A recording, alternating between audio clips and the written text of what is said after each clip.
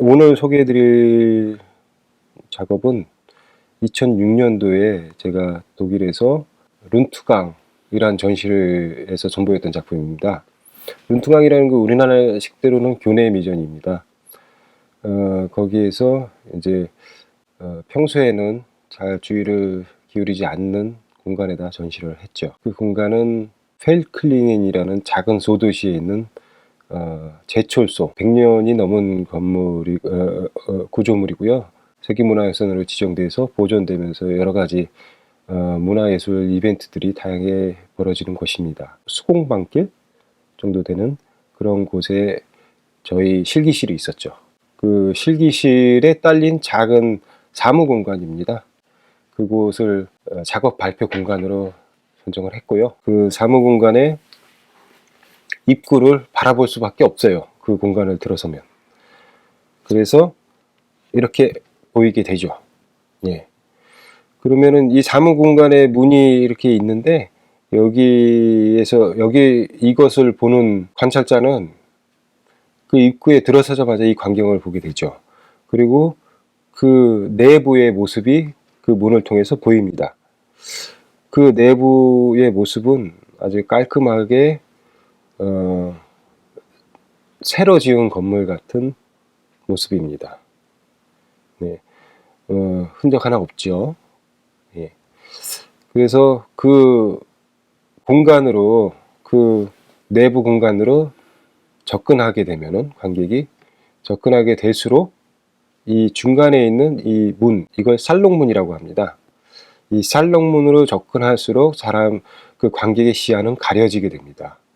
왜냐하면 그 문이 점점 시야를 가리게 되니까요. 닫혀진 시야는 이 관객이 스스로 문을 열면서 다시 그 내부의 모습을 드러냅니다. 그러면 그 내부는 이전에 처음 들어서마자 봤던 그 모습이 아니죠. 왜냐하면은 제가 그 문을 통해 보이는 그 부분만 새로이 보수를 했기 때문입니다. 그러나 그 관객이 스스로 문을 열고 봤을 때 그 모습은 그 영역이라는 거를, 그 영역만 보수됐다는 것을 금방 알아차릴 수가 있습니다. 왜냐하면 그 나머지 부분은 이렇게 얼룩과 낙서로 가득하거든요. 그래서 그곳에 있던 사람들의 그 사용감을 여실히 드러납니다. 이전의 흔적들, 그곳에 있던 사람들의 흔적들, 그 공간의 시간성을 느끼면서 새로 만들어진 공간과 극한 대비를 경험하게 되는 거죠. 그러면서 이 관객은 그 안으로 들어가서 그 새로 만든 공간에 포함될 수도 있습니다. 그리고 뒤돌아서면은 그 이전에 봤던 그 새 공간이라는 그 이미지는 일종의 대피 이미지입니다. 그래서 각인되어 있는 상태죠. 그래서 그 안에서조차도 그 이미지는 머릿속에 남아 있습니다. 그리고 자기가 봤던 것에 대한 것이 환상이라는 것을 알게 되죠.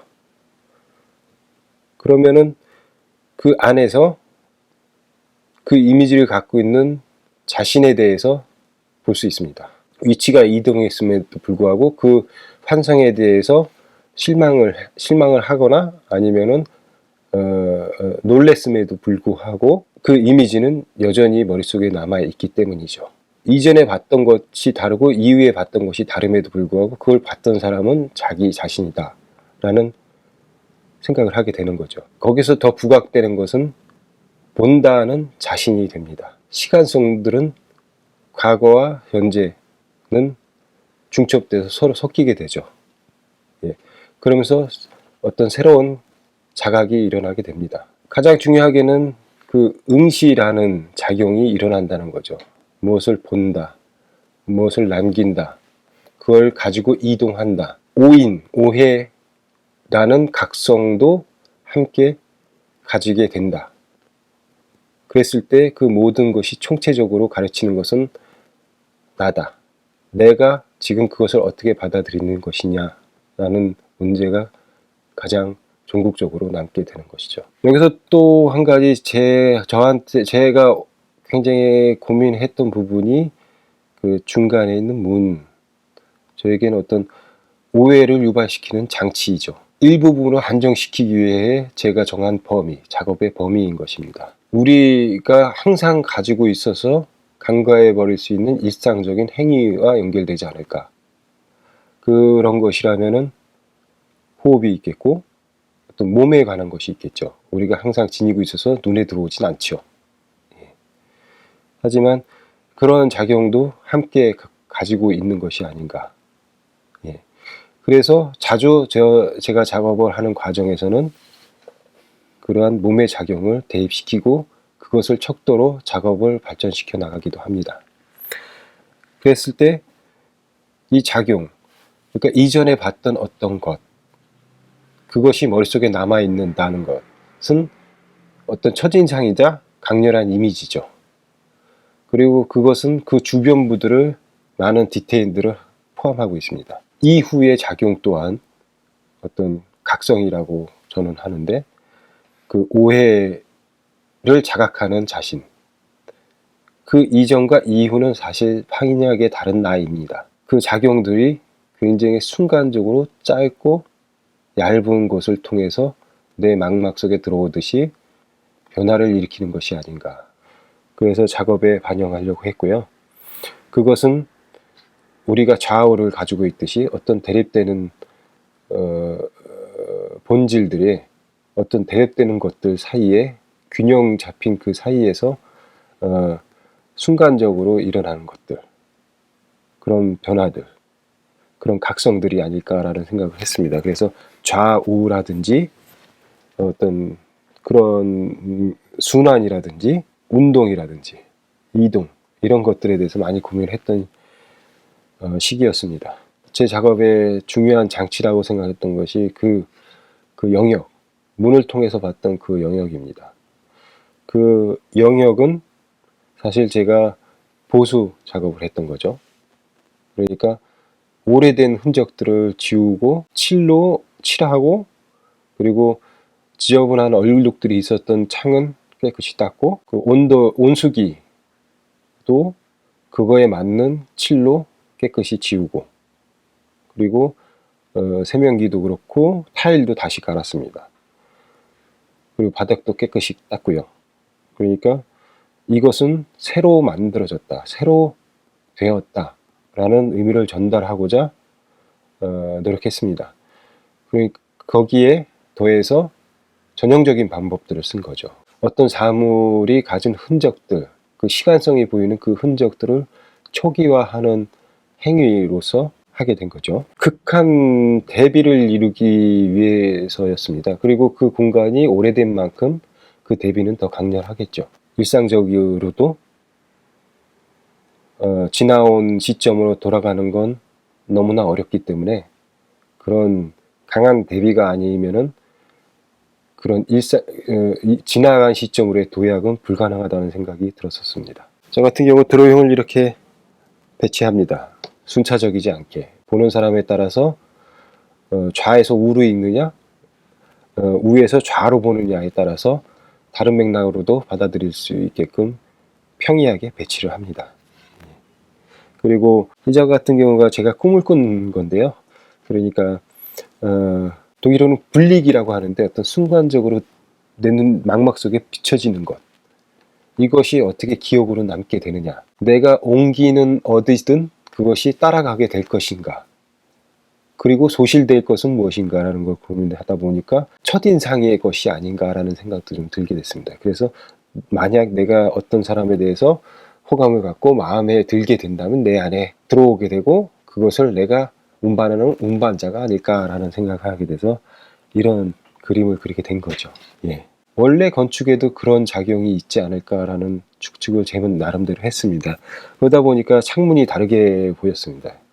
그게 어떤 내부를 보호하기도 하고 그걸 들여다볼 수 있는 창일 수도 있고, 그래서 창이 저렇게 생긴 것이 아닐까라는 제 나름대로의 결론을 얻기도 했습니다. 안과 밖, 그리고 이런 양면성, 균형,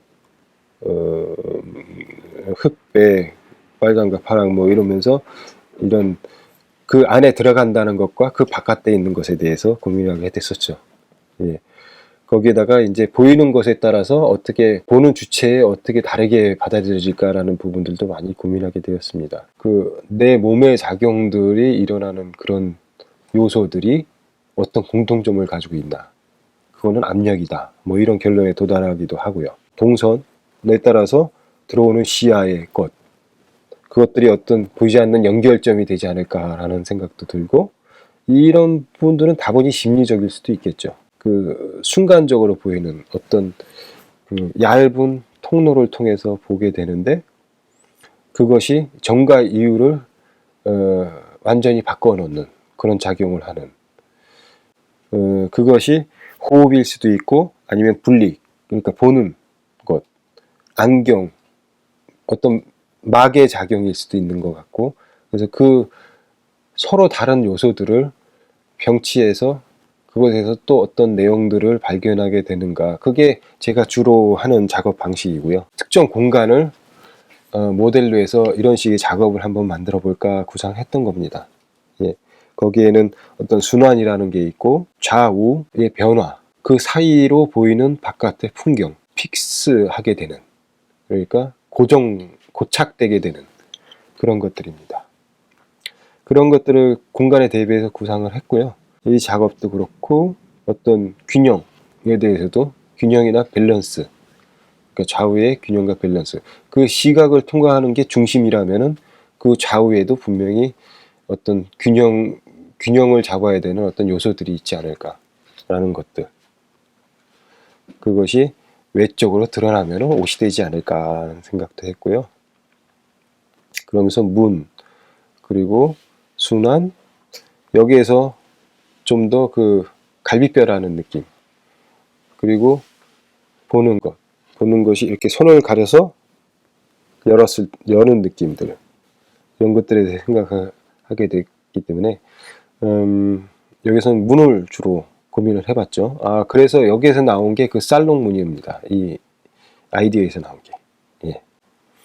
이거는 그러니까 그 사람의 그 균형에 대해서, 순환과 균형에 대해서 많이 생각하면서 했던 작업이고요. 그러면서 그것을 반복하는 제 나름대로의 놀이도 합니다. 예, 이런 식으로. 이건 벤치입니다. 문으로 얼만큼 봤을 때 어떤 느낌이 들지, 그리고 얼만큼을 가려야 될지, 위를 가려야 될지 아래를 가려야 될지, 이런 부분들을 많이 고민했고요. 거기에 그러면서 이제 그게 그림자일지 빛일지 아니면 또 다른 어떤 것인지에 대해서도 많이 고민을 해봤고요. 모형을 만들어 보기도 했습니다. 어떤 문, 사실 건축적인 요소로도 대입을 시켰고 내 생리적인 작용으로도 대입을 시켰고, 그런 서로 전혀 판이하게 다른 것들이 만나서 제가 이전에 알지 못했던 어떤 새로운 내용을 알려주기도 합니다. 인천문화양조된 스페이스 뮤비라는 곳에서 레지던시 비슷하게 하고 있는데요. 당분간이고 앞으로에 대한 계획은 없습니다. 많은 작가들과 같이 하는 프로젝트로 구현되기도 했습니다.